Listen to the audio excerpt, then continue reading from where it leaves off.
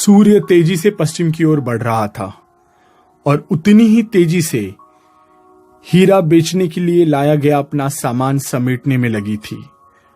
रायगढ़ किले के दरवाजे बंद होने वाले थे। बहुत तेजी से हीरा सब सामान समेट करके किले के मुख्य द्वार पर जा पहुंचती है। दरवाजा बंद हो चुका है। रायगढ़ किला शिवाजी का मुख्य किला था, जहां से वो अपना राज्य चलाया करते थे। यह किला एक ऊंचे पहाड़ पर बना है। हीरा दौड़ती भागती, सबसे गुहार लगाती और लौट करके नीचे अपने गांव जाने के लिए मिन्नतें करने लगी। पर महाराज के आदेश के अनुसार सूर्यास्त होते ही सभी द्वार बंद हो जाते थे। सभी द्वार बंद हो जाने के बाद किसी भी वजह से सुरक्षा कारणों से उन्हें नहीं खोला जाता था। हीरा अपना 6 महीने का दुधमुहा बच्चा घर पर बूढ़ी सास के पास छोड़ करके आई थी। बच्चे की भूख के बारे में सोच सोचकर हीरा बेहाल हुई जा रही थी। महाराज तक गुहार लगाने गई, पर कोई संदेश महाराज तक पहुंचाने को तैयार नहीं था। खैर, सुबह हुई।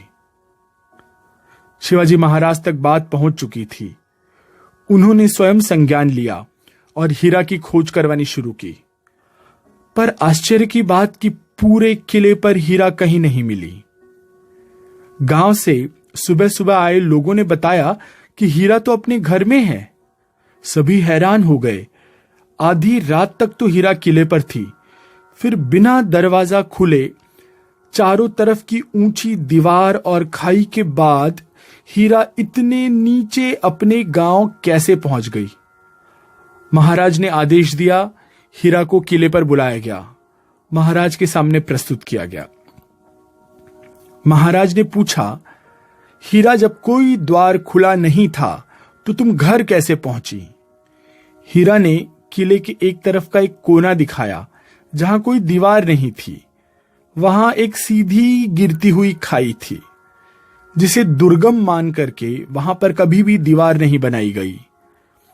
सुरक्षा में हुई चूक जान करके महाराज ने अपने सबसे फुर्तीले सैनिक को वो खाई उतर करके नीचे गांव तक जाने के लिए कहा। पर वो फुर्तीला सैनिक 2500 फीट की सीधी खाई देखकर हार मान गया। कारण पता चलने के बाद महाराज ने हीरा से माफी मांगते हुए उस हिस्से को हीरा के नाम से कर दिया। आज वो जगह, वो खाई रायगढ़ किले में हिरकणी बुरुज के नाम से जानी जाती है।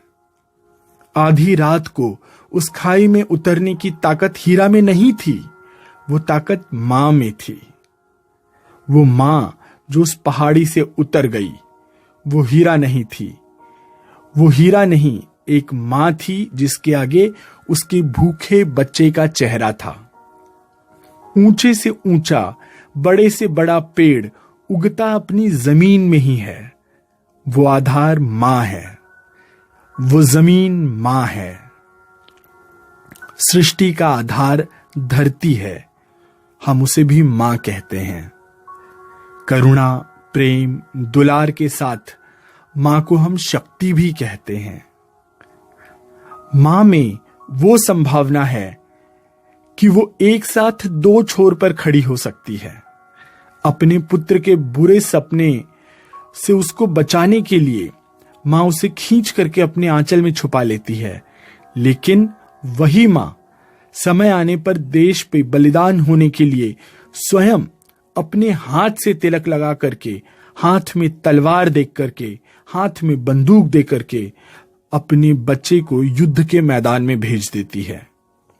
नटखट कृष्ण का उल्लेख करुणामयी मां यशोदा के बिना नहीं हो सकता। तो वहीं जीजा माता का उल्लेख किए बिना आप शिवाजी की बात नहीं कर सकते, शिवाजी की कल्पना भी नहीं कर सकते। हमारे यहां कहा जाता है कि बच्चे की पहली गुरु मां होती है।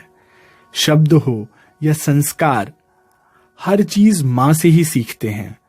आज के पढ़े लिखे समाज में बच्चों के पालन पोषण के लिए विज्ञान अनेक हिदायतें देता है, जिनको अनेक सालों से बिना जाने ही माँ ने स्वाभाविक रूप से बच्चों के साथ किया है। रसोई में रोटी के लिए जब माँ आटा बनाती है तो बच्चे के हाथ में आटे की वो लोई थमा देती है। अनजाने में ही वो बच्चा मोटर स्किल डेवलप करने लगता है। आज वही क्ले देकर के मोटर स्किल डेवलप कराई जाती है, जिसे मॉडर्न साइंस बच्चों को मोटर स्किल डेवलपमेंट के लिए अहम एक्सरसाइज मानता है, उसे मां सहज ही रूप से सालों से बच्चों के साथ करती आई है। दरवाजे पर आए याचक को बच्चों के हाथ से रोटी दिलाकर समाज के साथ बांटना और भाई बहन के साथ रोटी हो या मिठाई हो बांट करके सिखाना, ये सब शेयरिंग के अंतर्गत आता है। शेयरिंग का कॉन्सेप्ट इतने प्यार से सिखा दिया माँ ने। माँ पर कहने बैठे तो कोई और छोर नहीं है, न उदाहरण की कमी है, न हमारे और आपके अनुभवों की और न किस्सों की। पुरुष प्रधान कहे जाने वाले हमारे समाज में भी हमने जब भी शक्ति की कल्पना की तो वो माँ के रूप में की, दुर्गा के रूप में की। ज्ञान की उपासना भी हमने सरस्वती के रूप में की, और भौतिक सुखों के लिए आवश्यक धन की उपासना के लिए भी हम लक्ष्मी माता की ही पूजा करते हैं।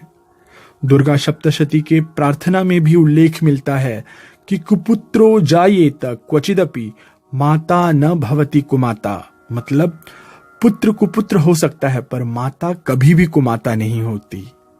नवरात्र भारत का अपना अंदाज है मदर्स डे मनाने का।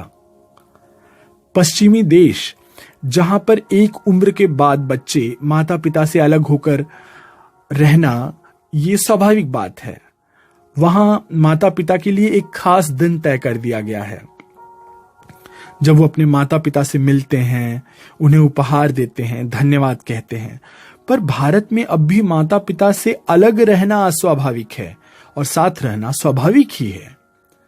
एक टीवी शो में हमने प्रख्यात गायक अनूप जलोटा को अपने पिता के बारे में बात करते देख करके भावुक होते देखा है, अपनी मां को याद करके भावुक होते देखा है। हम देखते हैं कि जब भी माता की पिता की बात होती है तो बात करते करते, अच्छी बात बताते समय, दुख की बात बताते समय, कोई अनुभव बताते समय बेबसी आंख भर जाती है। बदलते समय के साथ बहुत कुछ बदल रहा है। उनमें से एक है मां और बच्चे का रिश्ता। व्यस्तताओं के चलते पराठों, पोहों और स्वादिष्ट नाश्तों की जगह इंस्टेंट मैगी नूडल ने ले ली है। बच्चों को टीवी और गैजेट थमाकर खुद मोबाइल में बिजी होने वाली हमारी पीढ़ी को भी आज के माताओं और आज के पिताओं को सोचना पड़ेगा कि अगर समय रहते हम नहीं बदले तो कहीं बुढ़ापे में बच्चे अपना हाथ हमें देकर हमारा हाथ थामने की जगह हाथ में एक अच्छी सी छड़ी थमा के आलीशान घर देकर के कहीं अलग न हो जाएं और हर मदर्स डे, हर फादर्स डे पर ढेर सारे तोहफे दे जाएं, आकर के मिलें और फेसबुक और इंस्टा पे पोस्ट करने के लिए माता पिता के साथ तस्वीरें लेके जाएं।